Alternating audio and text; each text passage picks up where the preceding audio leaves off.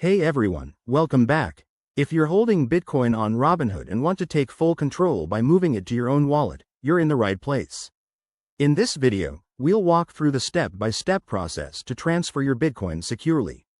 Why do this? Well, keeping your crypto in a personal wallet means you own the keys, reducing risks from platform hacks or restrictions.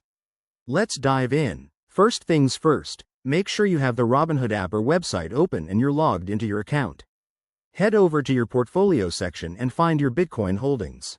It's usually right there under your assets list.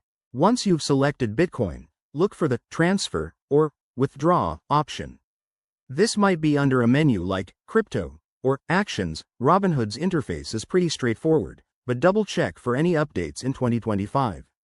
Next, you'll need to enter the wallet address where you want to send your Bitcoin. This is crucial. Always verify your wallet address twice to avoid any irreversible mistakes. If you're using a hardware wallet like Ledger or a software one like MetaMask, copy the address directly from there. Now, specify the amount you want to transfer. Remember, there might be network fees involved, especially with Bitcoin's blockchain, so keep an eye on those to avoid surprises. After that, review all the details carefully. Robinhood will show you a summary of the transaction, including the destination address and fees. Hit confirm, and your transfer will be initiated. Depending on network congestion, this could take anywhere from a few minutes to an hour or more in 2025, with potential improvements in speed thanks to ongoing blockchain upgrades.